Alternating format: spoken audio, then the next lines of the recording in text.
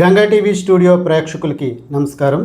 ఈరోజు మన స్టూడియోకి విచ్చేశారు వెమిల్దివి పరిసర ప్రాంతాల్లోని రాజకీయ పరిస్థితులు స్థితిగతుల గురించి వివరించడానికి అడ్డాల హర్ష గారు. నమస్తే అండి.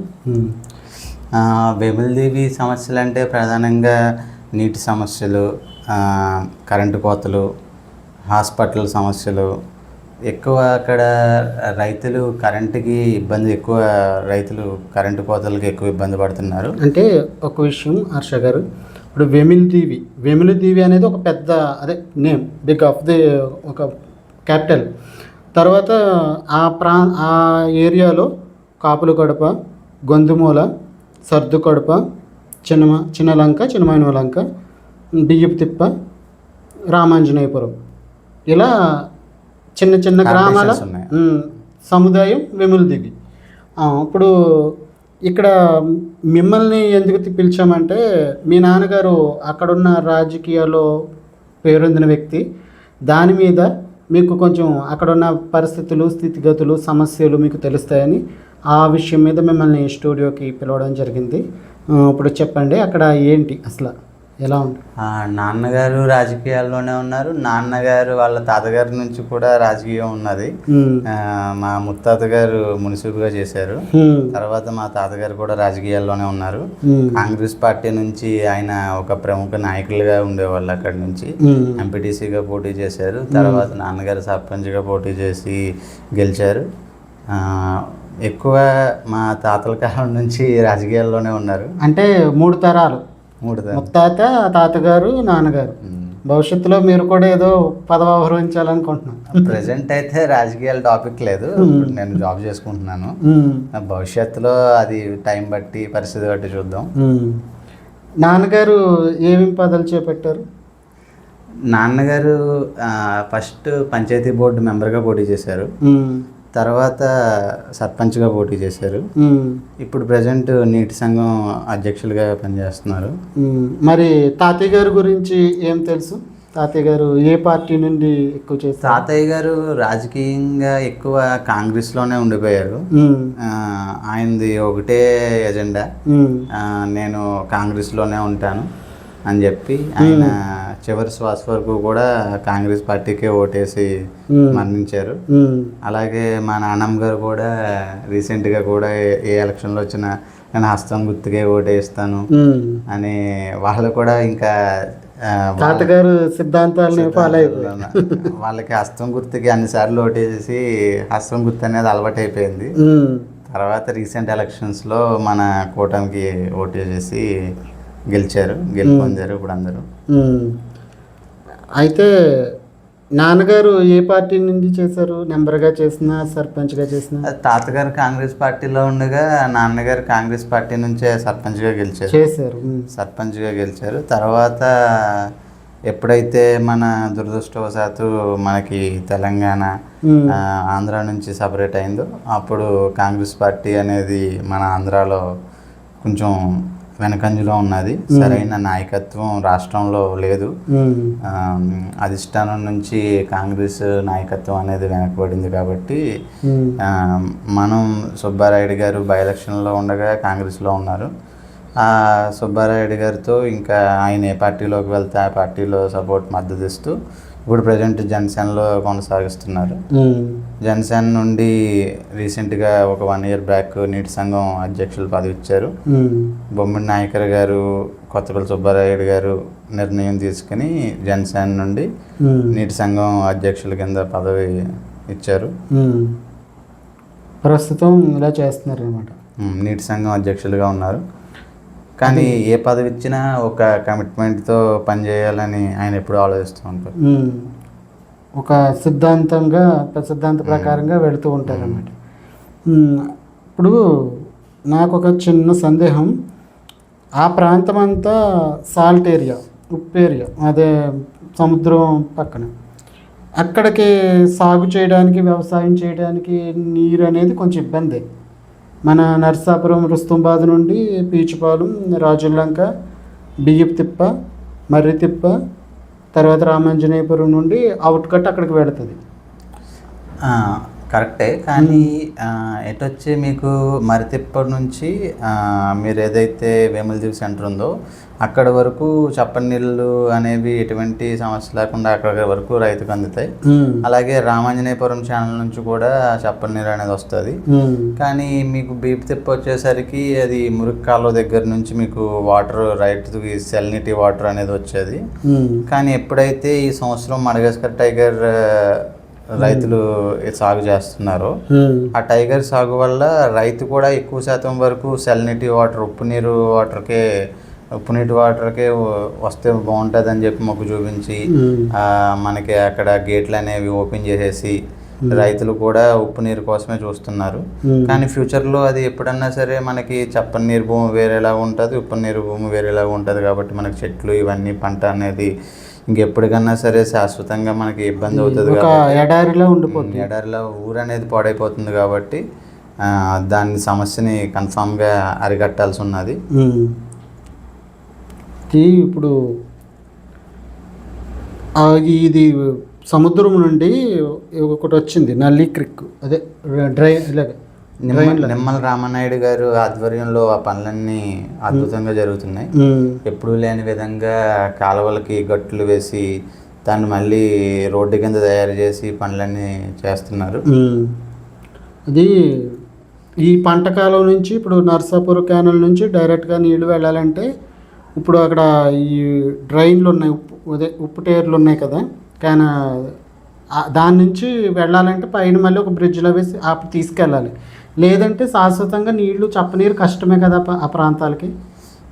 మీకు చప్పని నీరు అనే టాపిక్ ఎక్కడి నుంచి వస్తుందంటే, మీరు దాబరేవు బ్రిడ్జ్ చూసుకున్నట్లయితే అక్కడ చప్పని నీరు అనేది ఉప్పు నీరు అనేది కలిసే జాయింట్. అక్కడ ఉప్పు నీరు అనేది పైనుంచి వెళ్ళి చప్పని నీరు అనేది కింద నుంచి వస్తుంది.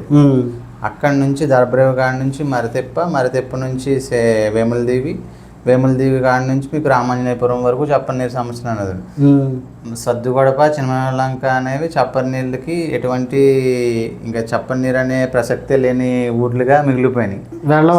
వెళ్ళవు. సర్దుగొడప చిన్నలంక ఎంతసేపు కూడా ట్యాప్ వాటర్ మీద ఆధారపడాల్సిందే. అది పరిష్కారం లేని సమస్య అనమాట. ఓన్లీ ఈ మున్సిపల్ ట్యాప్ వాటర్ మీద తుర్పుతల్లి కుళాయి చెరువు దగ్గర నుంచి మనకి ట్యాప్ వాటర్. కానీ నిజంగా అన్ని ఎకరాల భూములుండి ఒక స్వచ్ఛందంగా ఒక పంట అనేది చేసుకోవడానికి అవకాశం లేదు. ఇంకా రైతుల విషయంలో రైతులు ట్యాంకర్లతో పంటలు అనేది అక్కడ ఎటువంటి వెనకంజ చేయకుండా ట్యాంకర్ల సహకారంతో అక్కడ పంటలు అనేవి పండిస్తున్నారు. అక్కడ కూరగాయలు ఇవన్నీ కూడా పండుతాయి. బీరకాయలు జరిగే ఇక్కడ నర్సాపురం మార్కెట్లో కూడా అక్కడ నుంచి ఎక్స్పోర్ట్ అవుతాయి. చప్పని నీరు లేకపోయినప్పటికీ కూడా రైతులు ట్యాంకర్లు అంటే వర్షాధారిత పంటలు మాత్రమే పండించుకోగలరు.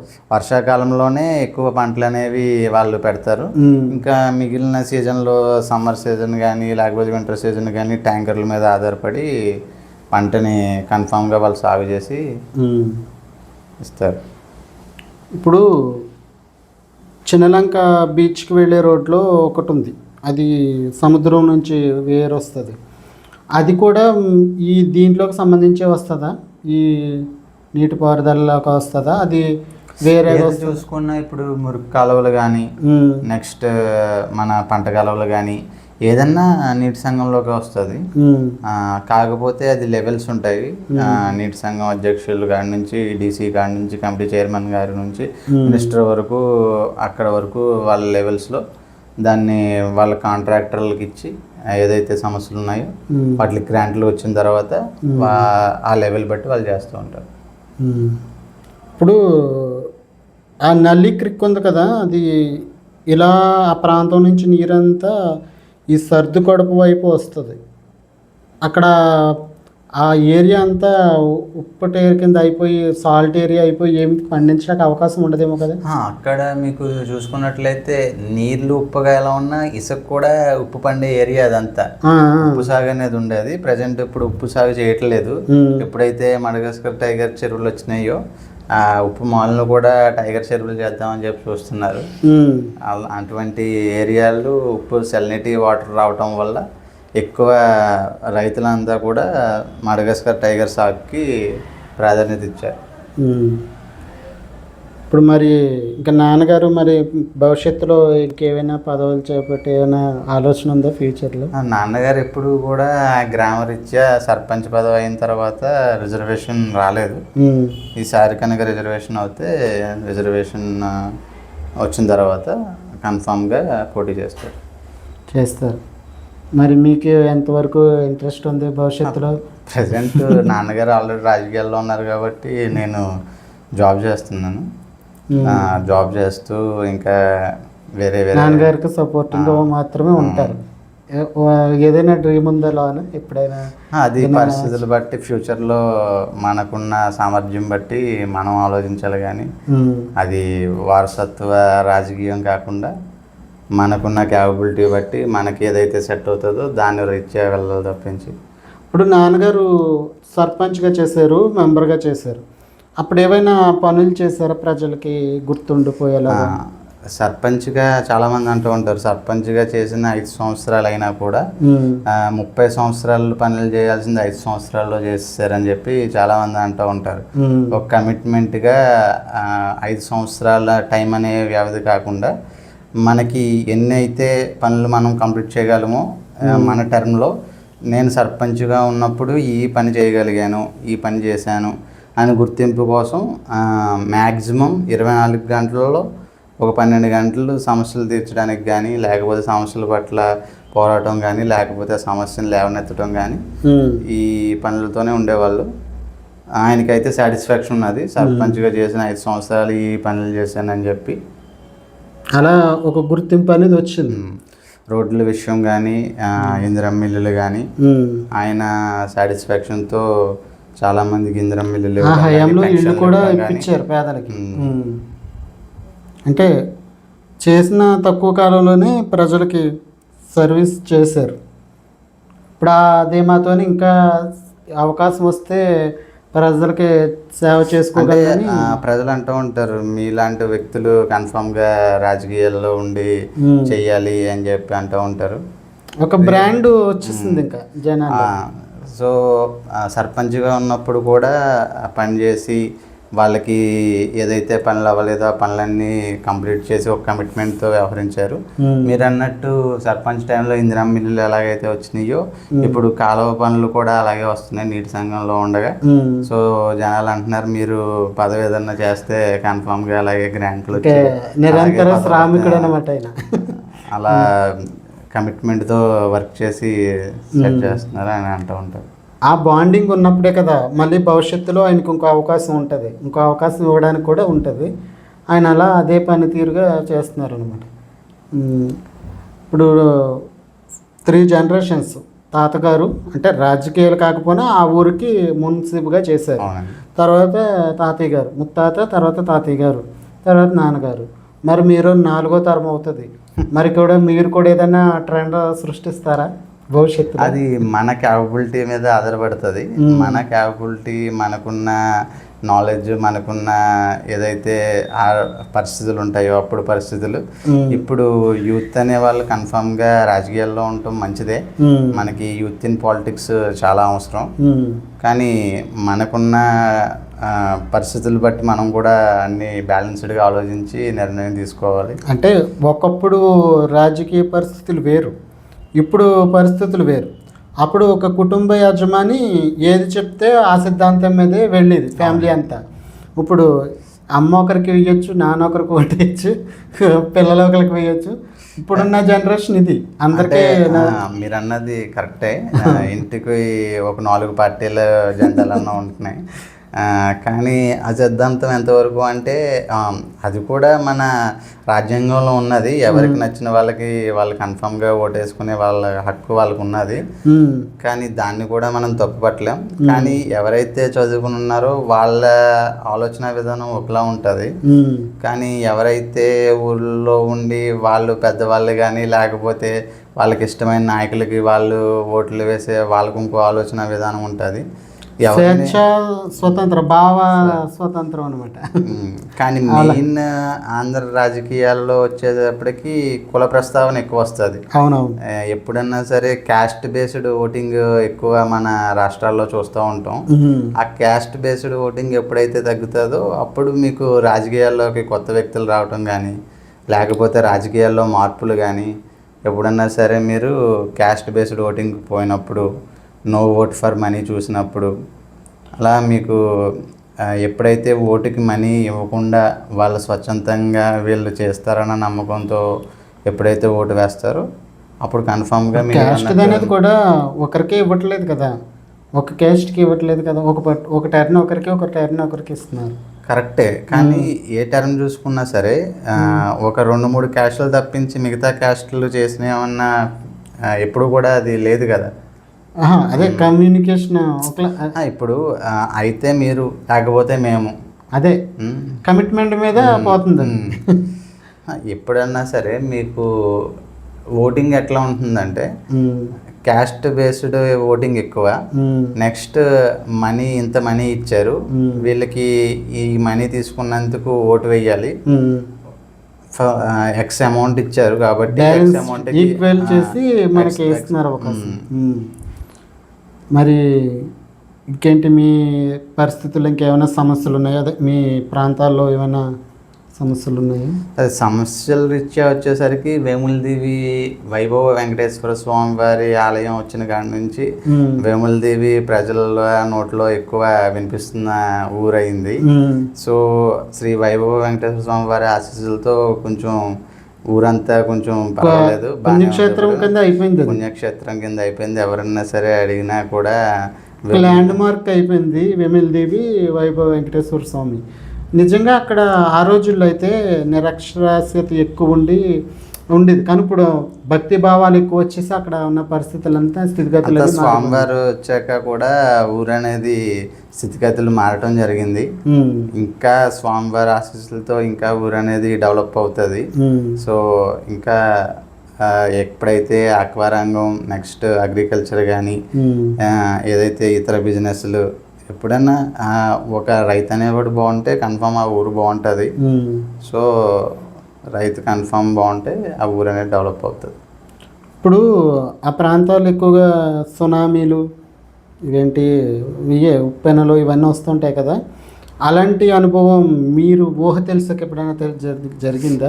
2004లో సునామీ వచ్చింది, అది నాకు గుర్తు.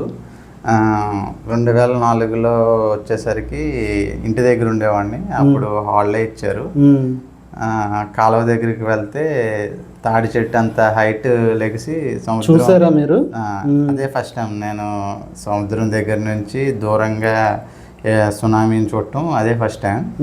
సో ఇంకా తర్వాత రీసెంట్గా మొంతా తుఫాన్ వచ్చింది కదా, ఆ టైం కూడా అంతర్వేది లక్ష్మీనరసింహస్వామి వారి వల్ల అది ఒక్కసారిగా గాలి అనేది చేంజ్ అయ్యి మళ్ళీ ఒక వాగు వచ్చి మళ్ళీ బ్యాక్ సైడ్కి వెళ్ళి మనకి ఎటువంటి ఇబ్బంది లేకుండా అయింది. ఆ టైంలో రైతులకి నష్టం వచ్చింది.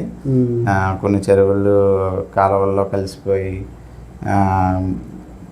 ఆస్తి నష్టం జరిగింది. ఓకే, ఇప్పుడు సునామీ ఆ టైంలో ఏం జరిగింది? ఎవరైనా ప్రాణాలు కోల్పోవడం అలాంటి ఏమైనా జరిగింది? ప్రాణ నష్టం జరిగింది సునామీ టైంలో. కాకపోతే అప్పుడు సమస్యల రీత్యా కొంతమంది ఎక్కువ నర్సాపురం వెళ్ళి నిలవ ఉండటం, రోజు నైట్ చాలా మంది ఎవాక్యుయేట్ చేస్తారు ఆ ప్లేస్ అంతా. అంటే ముందే తెలిసిందా? ముందే వాళ్ళకి సముద్రం పొంగుతుందని తెలుసు. ముందే వాళ్ళు ఆ రోజు నైట్కి ముందు తెల్లవారుజామున ఇల్లు ఖాళీ చేసి వెళ్ళటం వల్ల కొంచెం ప్రాణ నష్టం అనేది తగ్గింది. అంటే ఇప్పుడు చిన్న మైనవానిలంక సముద్రం దగ్గర ఊరుండేది, ఆ ఊరు ఈ సునామీ వచ్చాక అక్కడ ఊరికి కనుమరుగైంది అంటున్నారు, అది నిజమేనా? అది సునామీ వచ్చేదానికన్నా నాకు తెలిసి మీరు కూడా ఒకసారి వచ్చి ఉంటారు. అక్కడ బ్రిడ్జ్ ఒకటి వచ్చింది, అది చిన్నలంక దగ్గర నుంచి ఊరికి వెళ్ళే బ్రిడ్జ్ అంటారు. అది రీసెంట్గా సముద్రం నుంచి కొట్టుకొచ్చి ఒక 10 years బ్యాక్ అక్కడే ఉండేది, ఒడ్డున ఉండేది. బ్రిడ్జ్ కొట్టుకొచ్చిందా? అక్కడ బ్రిడ్జ్ ఉన్న ప్లేస్లోనే బయటపడింది. అది ఎప్పుడైతే మీకు ఆ బ్రిడ్జ్ వచ్చిందో అక్కడ నుంచి చిన్నమైనలంక ఊర్లోకి వెళ్ళటానికి ఎంట్రన్స్ అది. ఉమ్. అలా అయిపోయింది, ఆ ఊరు అక్కడ లేదు ఇంకా. ఇప్పుడైతే తుఫాన్ షెల్టర్ ఉంది. ఎమిల్ దీవి అనేది ఒక పెద్ద పేరు, కానీ ఆ ప్రాంతాల్లో చిన్న చిన్న గ్రామాలన్నీ ఉన్నాయి. ఈ గ్రామంలో ఏదైనా అవసరమైన ఒక హాస్పిటల్ కానీ ఏదైనా కావాలంటే నరసాపురం మీద ఆధారపడి ఉంది. ఇప్పుడున్న రోజుల్లో అయితే టెక్నాలజీ డెవలప్ అయింది కాబట్టి కొంచెం పర్వాలేదు అప్పటి మీద. ఇక భవిష్యత్తులో ఏం కావాలనుకుంటున్నారు, ఆ ప్రాంతాలకు ఏం ఉండాలనుకుంటున్నారు? మనం ముందు మాట్లాడుకున్నట్టు హాస్పిటల్ అనేది ప్రధాన సమస్య. అక్కడ ఎక్కడ ఏదైనా సమస్య ఉన్నా కూడా నర్సాపురం ప్రభుత్వ ఆసుపత్రికి వెళ్ళి అక్కడ వాళ్ళు చూపించుకుని సరైన సదుపాయాలు లేక ఇబ్బంది పడి వేములదీవి ఈస్టు, నెక్స్ట్ బీపతిప్ప, మరితిప్ప, ఈ చుట్టుపక్క పరిసర ప్రాంతాలకు అన్నిటికీ ఒక హాస్పిటల్ అనేది ఉంటే అది ప్రజలందరికీ కూడా ఫ్యూచర్లో ప్రజలకి ఉంటుంది అన్నమాట. ఇప్పుడు 3 జనరేషన్లు అయినాయి మీ కుటుంబంలో, తాతగారు, ముత్తాతగారు, తాతగారు, నాన్నగారు. మరి ఫ్యూచర్లో మీరేం చేద్దాం అనుకుంటున్నారు? రాజకీయాల్లో ఏమైనా ట్రెండ్ సృష్టిద్దాం అనుకుంటున్నారా? అది అప్పుడున్న సిచ్యువేషన్ మీద కానీ లేకపోతే మనకున్న సామర్థ్యం మీద కానీ ఆధారపడి ఉంటుంది. మనం ఏదన్నా పదవి చేపట్టాలంటే అది ప్రజా ఆశీర్వచనాలు కావాలి. కన్ఫామ్గా మనం ప్రజల్లోకి వెళ్ళి ప్రజలు మనల్ని ఆశీర్వదిస్తేనే మనం ఏదన్నా పదవి చేపట్టగలం. రాజకీయాలు అనేవి అందరూ సూటబుల్ అవరు. ఒకవేళ మనకి రాజకీయాలు అనేవి సూటబుల్ అవుతే కన్ఫామ్గా మనకి ప్రజల ఆశీర్వాదంతో పదవి వస్తే సంతోషం. ఓకే అండి, హర్ష గారు, మీ వేములదివి పరిసర ప్రాంతాల్లోని స్థితిగతులు, రాజకీయ పరిస్థితులు, విశ్లేషణలు మాకు అందించారు. అలాగే మీ కుటుంబంలో మీ నాన్నగారు ఒక పేరొందిన వ్యక్తి, అలాగే 4వ జనరేషన్ మీరు కూడా ఏదైనా రాజకీయంలో ట్రెండ్ సృష్టించాలని కోరుకుంటూ, అలాగే మీరు మా స్టూడియోకి వచ్చి కొన్ని విశ్లేషణలు ఇచ్చినందుకు మీకు ప్రత్యేక కృతజ్ఞతలు. అలాగే మా తరపున కూడా మీ గంగా స్టూడియో అభివృద్ధిలోకి వచ్చి ఒక 5 సంవత్సరాల్లో ఇదే ఇంటర్వ్యూని పెద్ద స్టూడియోలో పెట్టుకోవాలని మేము కూడా కోరుకుంటున్నాం.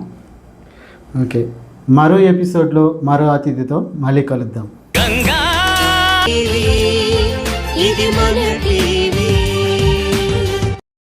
ఇప్పుడు గంగా టీవీ నెట్వర్క్ ఛానళ్ళు 4: Ganga TV Telugu, events, promotions, news;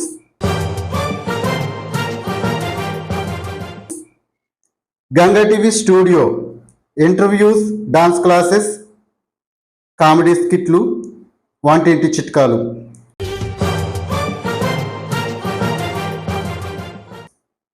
Ganga TV హరివిల్లు, మీ పిల్లల ప్రతిభను గుర్తించి విద్యతో పాటు ఆటపాటలను మీకు ప్రతిబింబంలో చూపించే ఒక వేదిక గంగా టీవీ ఓం ఛానల్. పూర్తి ఆధ్యాత్మిక కార్యక్రమాలు, ధర్మ సందేహాలు, ఆధ్యాత్మిక ప్రవచనాలు, పలు ఆలయాల స్థల పురాణాలు.